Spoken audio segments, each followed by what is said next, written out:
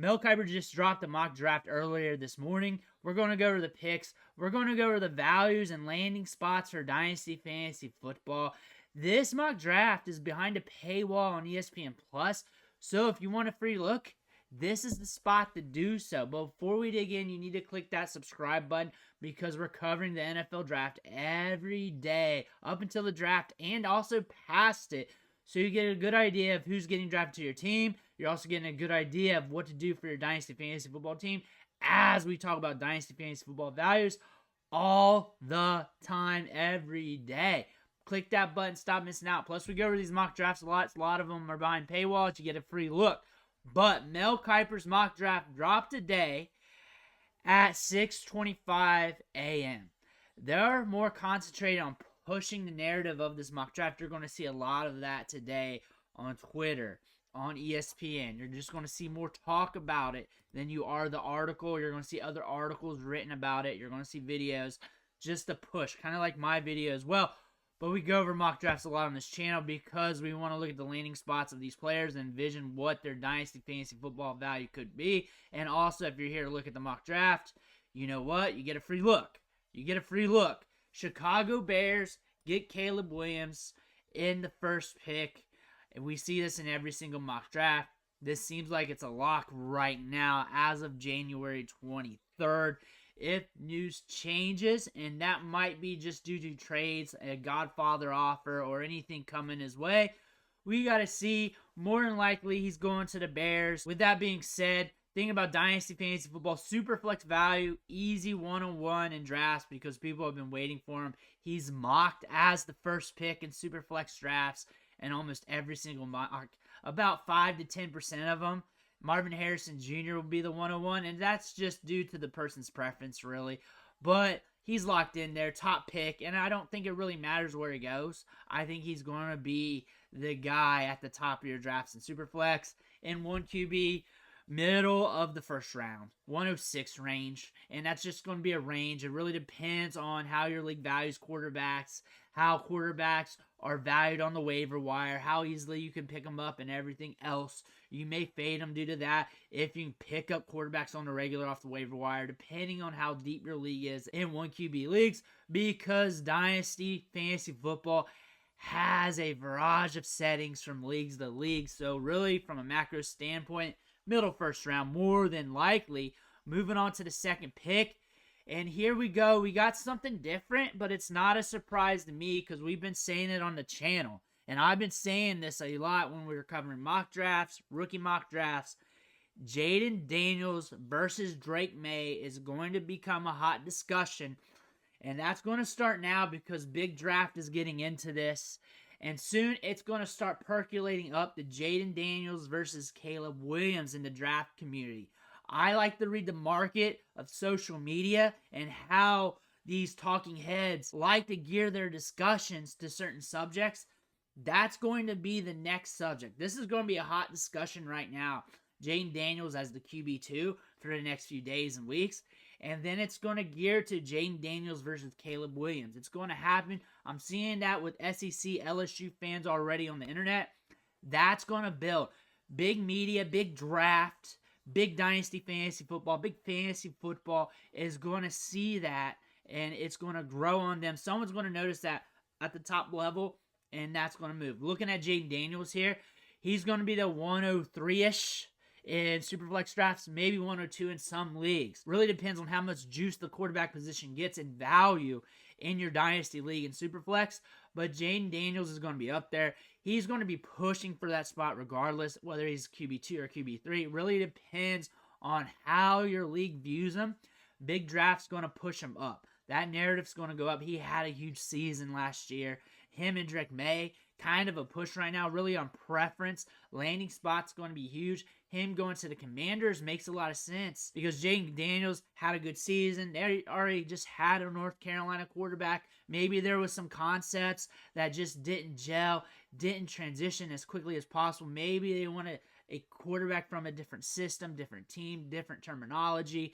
They want something different. That makes sense as well on a different standpoint. Jaden Daniels is good in his own right. He looked good during his freshman season over at Arizona State. We transferred to LSU. That first season at LSU, he was doing some good things. He's putting up some numbers, had some good highlights, some good moments, and then this year he just put the stamp on things. He's earning this buzz, and I don't think it's not warranted. I think he's deserving of the number 2 pick, and him and Drake May is just going to fight it out all offseason. I'm here to eat the popcorn and watch, and that's my take. I'm a popcorn eater. And Drake May going to the New England Patriots. The thing about Drake May going to the New England Patriots is a lot of people's going to fade that quarterback who goes to the Patriots, but this team's rebuilding. This team's changing. They're going to identify differently. They're going to be bringing in different folks. They're going to be bringing in different players. There's going to be a lot of changes. That could be good. That could be bad. And you really just have to be patient and see what happens. Drake May's a good quarterback. When he came in 2022 to take over for Howe, looked good instantly in that first game, slinging the rock around, has some accuracy. Things kind of decreased a little bit here in 2023. Still a good quarterback, still has a little bit of mobility, can sling the ball around. Him going to the Patriots after Jane Daniels, it's not really a surprise to me. It's not really a surprise to mock draft for me. I think this is going to be what big draft is going to play the narrative. Him at QB3, Jaden Daniels at QB2, and I've been saying this now for a couple weeks. It's starting to materialize. I told you this was going to happen. Going down to the 4th pick here, Marvin Harrison Jr. It's almost a lock because every single mock draft has him going to the Cardinals. That being said, I don't think it matters where he goes. He's going to be a top pick in Dynasty Fantasy Football regardless. 101, 102, depending if it's 1 QB or Superflex. Maybe the 101 in your Superflex league regardless. Maybe some people are just doing that, and that's okay. We saw that with Bijan Robinson last year. We saw that as well. Marvin Harrison Jr., he's almost bust-proof. He's a good wide receiver. He's a generational talent. If you want to roll with him, you got to. You got to, because Marvin Harrison Jr., early breakout age, good tape, good highlight package, good coming out of high school. We covered his high school highlights like we always do on the channel. And looking at Marvin Harrison Jr., one thing that stood out during the early days was his route running and his ability to be a nuanced route runner, set DBs up with good sell tactics, and then create separation. And then every offseason, we saw the workout videos, and we saw him progress every single year. He's got good hands. He creates a lot of separation, good at the catch point. You can't really say anything negative. You can nitpick, but it's just going to look bad if you nitpick to that standpoint because he's so incredible at everything he does. But moving on to the next player off the board, this is where things could get crazier. Brock Bowers to the Chargers, and I'm starting to see some mocks here where he is going to go to the Chargers, and this kind of makes sense. Malik Neighbors is on the board. They may go that route. I'm seeing that in a lot of mock drafts, but Brock Bowers to the Chargers gives them some upside at the tight end spot. The thing about the tight end spot for Dynasty Fantasy Football, not just the NFL draft, just for Dynasty Fantasy Football, is sometimes you got to wait for these prospects a year or so before you start getting that production. Do you want to pay up for that, or do you want to pivot out, pay for a veteran tight end? Because he's still going to hold some value in rookie drafts. You can trade out of that and get you a veteran, or just get the next wide receiver, because we're going to have some first-round wide receivers coming off the board. I think this is a great fit. I think being paired with Herbert with an offense that's always going to be pushing it down the field, because you see Herbert, you're going to have an offense that's going to push it down the field. They're never going to be super run-heavy with Herbert under center. There might be some times during his career where it might be more run-heavy than others, but you know what? They're going to be slinging the rock downfield. I think this is going to be a great fit that could optimize his upside over time, because it's going to take overtime for tight ends who were drafted high to start being productive. You can mention Sam Laporta, but he's so rare that he's one of the few second-round tight ends that hit instantly during his rookie season. There's not many of them. You're going to have to go through a huge Rolodex of tight ends to really give you another one to talk about. But coming down here to the Giants, Malik Neighbors. The thing about Malik Neighbors is he's a generational prospect. He's up there with Marvin Harrison Jr. in prospect terms, and there's levels to this. If he came out in last year's draft, number 1 wide receiver selected by a wide margin. That's how good he is. Going to the Giants, that might cause some people to be a little bit tepid about that. But going to the Giants here, I'm seeing him mocked a little bit in this range, a lot more to the Chargers. I think he's still an all right fit. They got a lot of slot receivers. They need a dynamic asset. They need a lot of stuff. Wide receiver might be too much of a luxury for them. They need a lot of stuff. We saw that. That being said, the Giants get Neighbors, and thinking about Neighbors, I just think he's going to be all right wherever he goes. I think he's that type of wide receiver. No matter where he goes, you might get a ramp up from year 1 to year 2 or something like that, or from week 1 to week 8 or something like that. But I think he's going to be good no matter where he goes. He's a generational talent, has a lot of burst, has a lot of upside, has a lot of ball skills, has everything. I think he's okay. I don't care where he goes. I'm still going to draft him high, and I'm going to chase the talent. And if I'm not going to draft him high, I'm not going to pivot. I'm going to sell out. That being said, I'm still drafting. I'm not scared of Neighbors at all, no matter where he goes. Going to the next pick, Titans go tackle. Next pick, Falcons go linebacker. And I'll scroll a little bit slower so you can see the picks. Bears go Rome Odunze. And in this scenario, he's paired with Caleb Williams. We also have DJ Moore. So he does not have to be the clear wide receiver 1 in this offense because we got DJ Moore there. So we got some time to ramp up. We got some time to develop. We also have a quarterback that's developing. A lot of times, I like to be conservative and say that, hey, this rookie quarterback's developing. All these wide receivers, you might see a hit. Think about C.J. Stroud last year. That didn't happen. But also think about Bryce Young last year.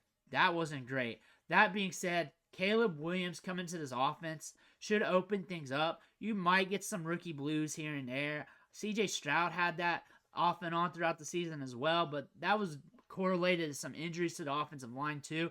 So honestly, really depends on what the team's looking at, who they bring in free agency. But Rome Odunze going to the Bears, I still have him as the wide receiver 3 in this class. Not really going to change unless something comes up big in this mock draft as we scroll down that might put him in the same tier with Rome Odunze. But let's keep rolling. Let's keep scrolling through this draft. So Jets go offensive tackle. Vikings go cornerback. Broncos go outside linebacker. Raiders go cornerback. Saints go Brian Thomas Jr. And I think this is a great fit for him. They got Chris Olave there. This is a vertical offense. They like to push it deep. I think this is a perfect fit for them. I think he can be productive instantly year 1 in this offense. I think this is a great situation. I think him going to the Saints and him developing there and him instantly being on the field and looking at their wide receiver depth chart, there's a nice hole for him to fit in there. He's going to be nice, warm, and cozy. I think this is a great spot. He excels getting downfield. He's very nuanced, getting off the line of scrimmage, good ball skills, and I think he's going to have a good ADOT. They like to give a good ADOT to all their wide receivers, at least most of them, and he's going to fit in. He's going to get the right targets, the right type of targets that goes to his game. Brian Thomas Jr. is going to move up to the Rome Odunze category for me here. I think he's going to be up in that tier if he goes to the Saints, and maybe should be there anyways, especially considering he's going to be going later in the draft. Has better odds of going to the right spot, considering the quarterback play, system play, that could be more tailored to him. Brian Thomas Jr., I think this is a good spot. This is also an indicator that Big Draft likes him because he's the wide receiver 4 coming off the board here. That being said, we're scrolling and we're rolling. Colts go. Keon Coleman, Florida State. And that's if Michael Pittman moves on in free agency. If that doesn't happen, he's going to have a change here. But Keon Coleman, if Michael Pittman's gone, because that's what he stated here. So we have to live on that scenario, I guess, because that's where his mind state is at. Keon Coleman is going to have maybe a rough time developing here as Anthony Richardson's also developing. He's growing, and I get it. He's shown some promise, but still, we're pretty much redialing the rookie season. He got hurt. He missed the majority of the season. He's pretty much going into year 2.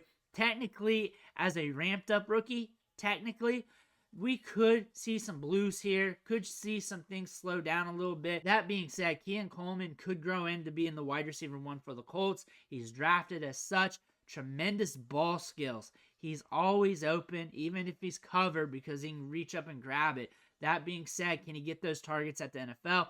That being said, can he develop with Anthony Richardson with Michael Pittman gone? Can that happen, or are they going to keep going to the wide receiver well? Let's move on. Let's keep rolling. Let's keep scrolling. J.J. McCarthy to the Seattle Seahawks.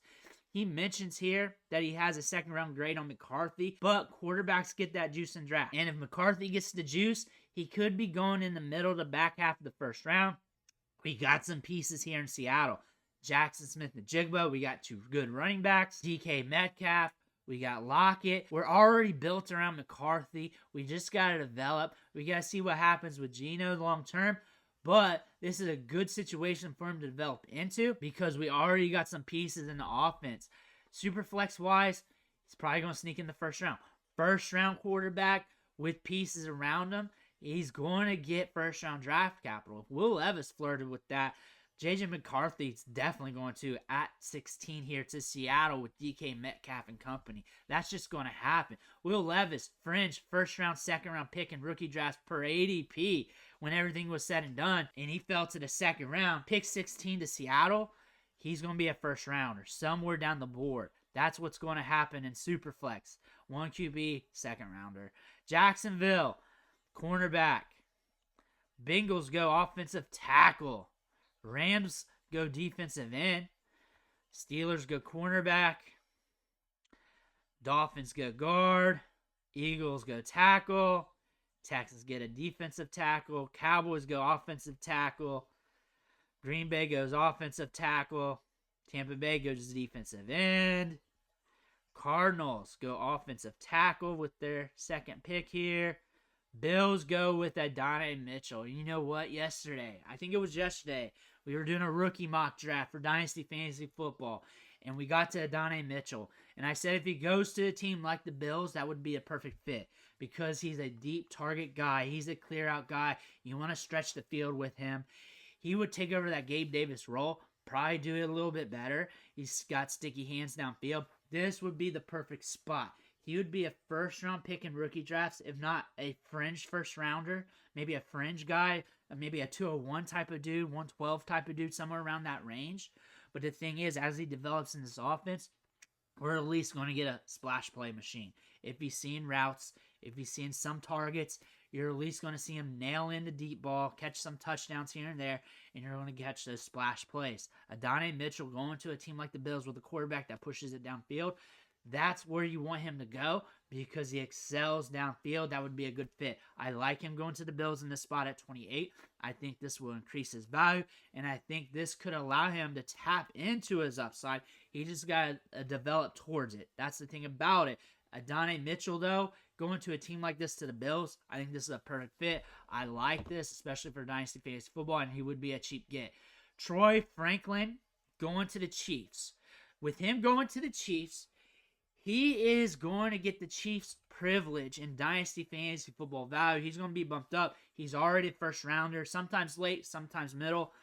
This could push him up to that Rome Odunze category. It's going to be him versus Rashee Rice. You're going to see that throughout the summer.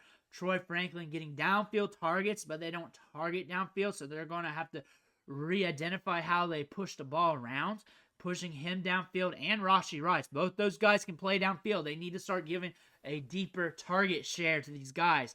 Deeper targets flowing to these wide receivers need to happen for them to hit their upside. Rashee Rice still has more upside. That's what I'm saying here. Troy Franklin could have a lot of upside in this offense as well.